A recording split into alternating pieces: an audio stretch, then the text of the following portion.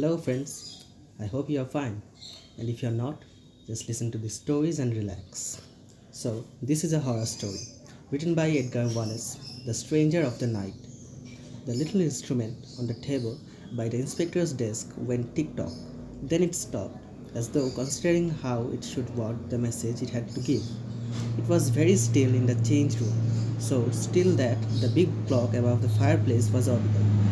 That and the squeaky scratching of the inspector's quill pen as it moved so slowly over the yellow paper on the desk before him were the only sounds in the room. Outside it was raining softly.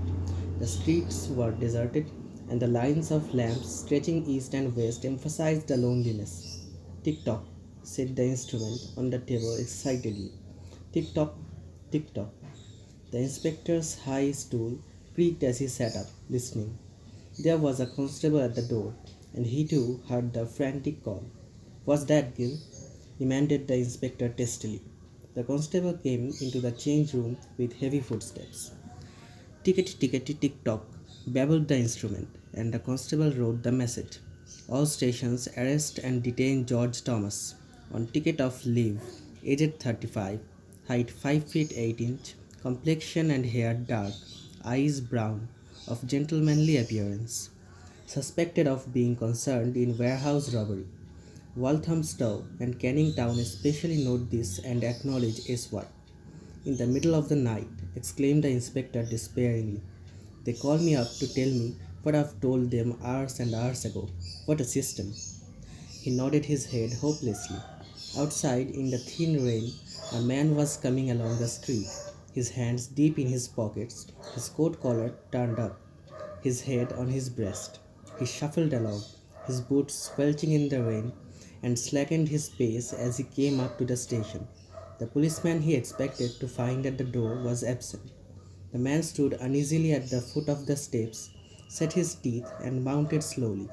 He halted again in the passage out of which the change room opened. "It's a rum thing about Thomas," said the inspector's voice. "I thought he was trying to go straight." "It's his wife, sir," said the constable. There was a long silence, broken by the loud ticking of the. "Did his wife give him away?" asked the inspector.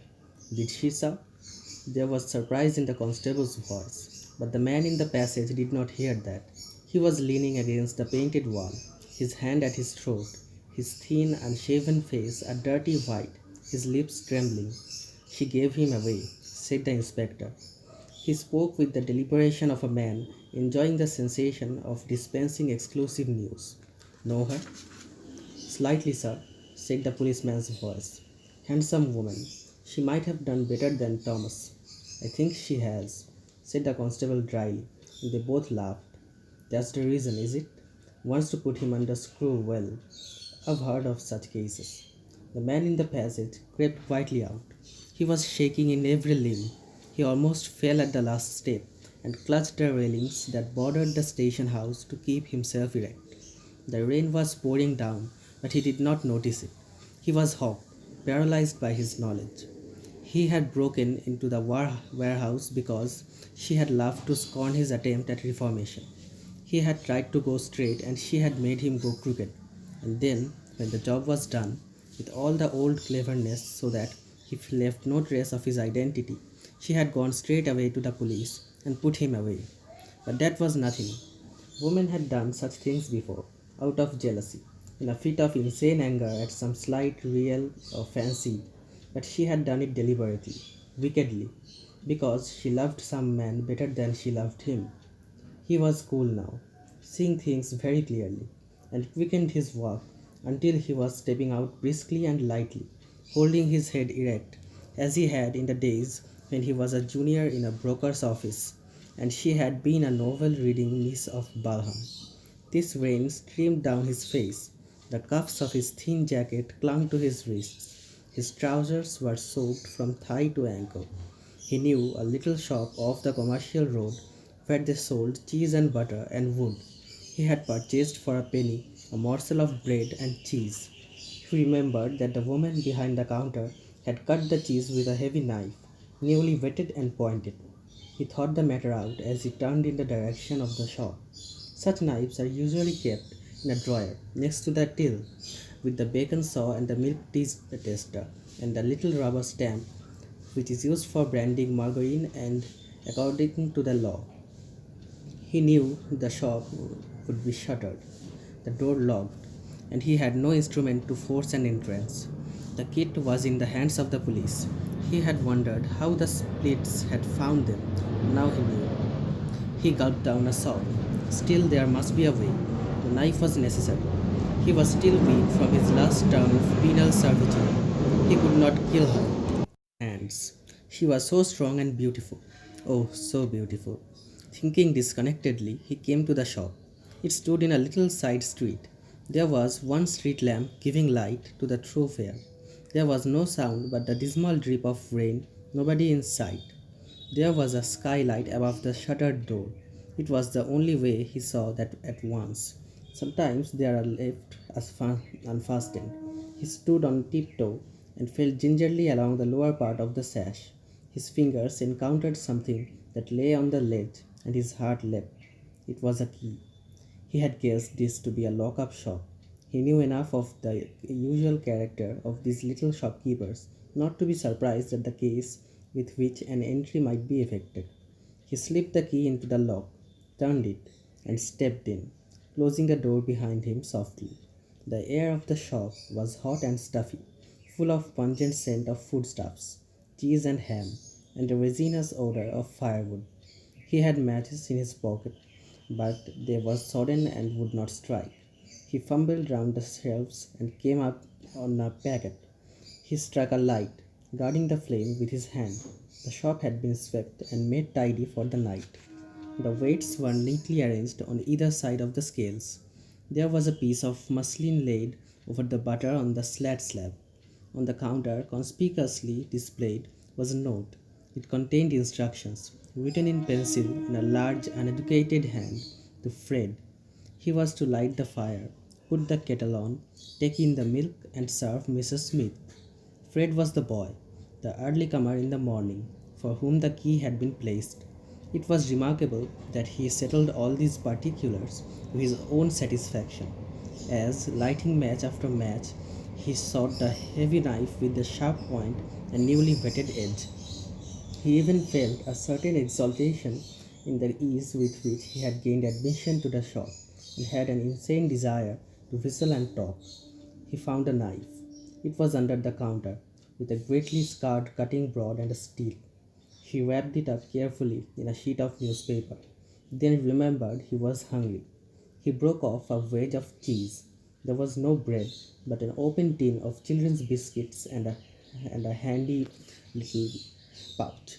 With the food in his hand, with the knife in his pocket, he continued his exploration. Behind the shop was a little parlor. The door was unlocked, and he entered. He struck match after match, hesitated a moment, then lit the gas. It was a tiny room, cheaply but neatly furnished. There were china ornaments on the mantel shelf, a few little lithographs on the wall, and a loudly ticking clock.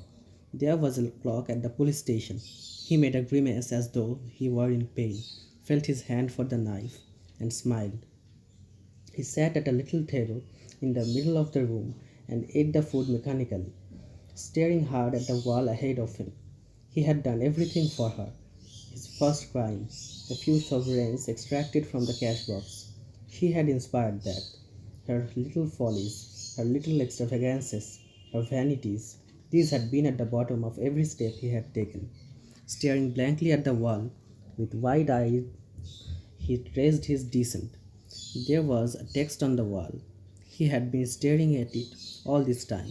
An ill printed text, black and gold, green and vivid crimson, sadly out of register, and bearing in the bottom left hand corner a conspicuous confession that it was printed in Saxony.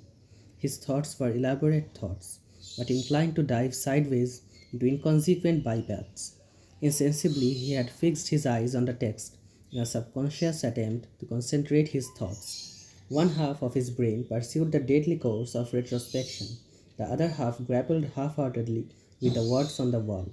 He read only those that were in capital letters. Behold, Lamb, God, take it away, sins, world. 3 years penal servitude for burglary, 2 terms of 6 months for breaking and entering. She had been at his elbow. Years ago, he was a member of a church, sang in the choir, and religious matters had some significance to him. It is strange how such things drop away from a grown man, how the sweet bloom of faith is rubbed off. He married her at a registry office in Marylebone, and they went to Brighton for their honeymoon. She knew very well that he could not afford to live as they were living. He had never dreamed that she guessed that he was robbing his employer, and when coolly and with some amusement she revealed her knowledge, he was shocked, stunned. Behold, lamb! Might religion have helped him had he kept closer to its teachings? He wondered, slowly munching his biscuit and cheese with his eyes on the garish text. He found some milk and drank it. Then he rose. Where he had sat were 2 little pools of water, one on the floor, the other on the table where his arm had rested. He turned out the light, walked softly through the shop, listened, and opened the door gently. There was nobody in sight, and he stepped out, closing and locking the door behind him. He put the key on the ledge where he had found it, and went quickly to the main road, the heavy knife, newly whetted and with a sharp point bumping against his thigh with every step he took. He had an uneasy feeling, and strove to analyze it down to a first cause. He decided it was the text, and smiled. Then of the sudden smile froze on his lips. He was not alone. A man had come from the night, swiftly, silently, and walked with him, step for step. He stopped dead. His hand wandered down to the pocket where the knife lay. "What do you want?" he asked harshly. The other made no reply. His face was in the shadow. What clothes he wore, what manner of the man he was, Thomas could not say. Yet, standing there, he was tall, gracefully proportioned, easy of movement. There was a silence. Then, "Come," said the man from the night, and the burglar accompanied him without question. They walked in silence, and Thomas observed that the stranger moved in the direction he himself would have taken. "I shall give myself up afterwards," he said, speaking feverishly first. "I will end all this. End it. End it." It did not strike him as curious that he should plunge into most secret depths, revealing the innermost thoughts of his heart. He had accepted without wonder the conviction that the stranger knew all. "She led me down from step to step. Down, down," sobbed Thomas, as they walked side by side through the narrow streets that led to the river. "It used to worry me at first, but she strammed my conscience. She laughed at my fears. She is a devil, I tell you. Other men have said, 'The woman tempted me,'" said the stranger gently. "Yet a man has thought and will of his own." Thomas shook his head doggedly. "I had no will where she was," he said. "When I have killed her, I shall be a man again." He tapped his pocket. The knife was still there. "If we had children, it might have made a difference, but she hated children." "If you were free of her, you might be a man," said the stranger. His voice was sweet and deep and sad. "Yes, yes." The other turned on him eagerly. "That is what I mean. She is in my way. If I kill her, I can start all over again. Can't I? I could go back and face the world and say, 'I've killed a bad part of me. Give me another chance. Look.'" He fumbled in his pocket and brought forth the knife. The vein came pitter-patter on the paper wrapping, and his hand trembled in his excited eagerness to display the strong blade with the silvery edge and needle-like point. "I not kill her with my hands," he said, breathing quickly. "So I got this knife. I feel I've got to do it, though I hate killing things. I once killed a rabbit when I was a kiddie, and it haunted me for days." "If you were free of her, you might be a man," said the stranger again. "Yes, yes," the thief nodded. "That is why I say I could go back to the old people." His voice broke. "They don't know how far I've gone under." They turned corner after corner, crossing main thoroughfares, driving through alleys where costers' barrows were stacked, chained wheel to wheel, into mean streets, and across patches of waste ground. Once, through a little passage, they came in sight of the river, saw three barges moved side by side, rising and falling slowly with the tide. Out in mid-river a steamer lay, three lights glimmering feebly. "I shall go into the house from the back," Thomas said. "There nobody else in the house but an old woman, or there oughtn't to be my wife. She sleeps in the front room. If you were free of her, you might be a man," said the stranger. "Yes, yes, yes." The convict was impatient. "I know that, when I am free." He laughed happily. "She dragged you down to the deeps," said the man of the night softly. "Every step you took for good, she clogged and hindered." "That's right. That is the truth," said the other. "Yet you could never escape her. You were loyal and faithful and kind. God knows that is true," said the man, and wept. "For better or worse, for richer or poorer," he said, and it seemed to him that the stranger was saying these words at the same time. At last they reached a street that was more dark, more wretched than any of its neighbors. The man stopped at a narrow passage which led to the back of the houses. "I am going in now," he said simply. "You wait for me here, and when I come back, we will start our new life all over again. I shall kill her quickly." The man of the night made no reply, and Thomas went through the passage, turned at right angles along the narrow strip of path between wooden fences, and so came to a rickety back gate. He opened it and went in.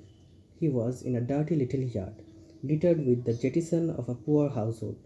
There was a tumble-down fowl run, and as he walked stealthily to the house, a cock crew loudly. The back room was empty, as he knew. He pushed up the window. It squeaked a little. He waited the cock to crow again and masked the sound. Then he swung himself up to the window sill and entered the room. The point of the knife cut through the thin clothing he wore, and he felt a sharp pain in his leg. He took the knife from his pocket and felt the edge. Then he became conscious of the fact that there was somebody in the room. He gripped the knife tightly and peered through the darkness. "Who's there?" he whispered. "It is I," said a voice he knew, the voice of the man of the night. "How how did you get in?" He was amazed and bewildered. "I came with you," said the voice. "Let us free ourselves of this woman. She dragged you down. She is the weed that chokes your soul." "Yes, yes," Thomas whispered, and reaching out found the stranger's hand. Hand in hand they came to the woman's room. A cheap night light was burning on the mantel shelf. She lay with one bare arm thrown out of bed. Her breast rose and fell regularly. He had seen something else that had risen and fallen monotonously. What was it? Yes, barges on the river. She was handsome in a coarse way, and as she slept she smiled. Some movement of the man disturbed her, for she stirred and murmured a name. It was not the name of him who stood above her, knife in his shaking hand. "Do you love her?" The stranger's voice was very soft. The husband shook his head. "Once I thought so. Now—" He shook his head again. "Do you hate her?" The thief was looking at the sleeping woman earnestly. "I do not hate her," he said simply. "Served her because it was my duty." "Come," said the stranger, and they left the room together. Thomas unfastened the street door, and they passed again into the dreary night. "I do not love her. I do not hate her," he said again, half to himself. "I went to her because it was my duty. I worked and stole, and she betrayed me. So I thought I would kill her." The knife was still in his hand. In silence they traversed the way they came until they reached the little passage that led to the river. They turned into this. At the end of the passage was a flight of stone steps, and they heard the cluck cluck of water as it washed them. Thomas raised his hand and sent the knife spinning into the river, and a voice hailed him from the foot of the steps. "That you, Cole?" His heart almost stopped beating. The voice was hard and metallic. He blinked as though awakened from a sleep. "Is that you, Cole? Who is it?" Thomas saw a boat at the bottom of the steps. There were four men in it, and one was holding fast with a boat hook to an iron ring let into the stone. "Me," said the thief. "It ain't coal," said another voice disgustedly. "Cole won't turn up. He's drunk." There was a whispering in the boat. Then an authoritative voice demanded, "Want a job, my lad?" Thomas went down 2 steps and bent forward. "Yes, I want a job," he said. A querulous voice said something about missing the tide. "Can you cook?" "Yes, I can cook." He had been employed in this capacity in prison. "Jump in. Sign you on tomorrow. We are going to Valparaiso. Steam, how does that suit you?" Thomas was silent. "I don't know to come back here," he said. "We'll get a better man for the return voyage." He jumped in. He got into the boat awkwardly, and the officer at the stern gave an order. The boat pushed off, and then the thief remembered the man of the night. He could see him plainer than ever he had seen him before. He was a radiant figure standing on the dark edge of the water, his hands outstretched in farewell. Thomas saw the face, beautiful and benevolent. He saw the faint light that seemed to surround him. "Behold," muttered the man in the boat. "It's strange how that text, 'Goodbye, goodbye, sir.'" "Who are you talking to, mate?" asked the sailor who was rowing. "The man who was with me," said Thomas. "There was no man with you," said the sailor scornfully. "You were by yourself." So it ends here. More interesting stories will be coming soon, and I will also be introducing novels to be displayed in parts. Keep supporting. Thank you.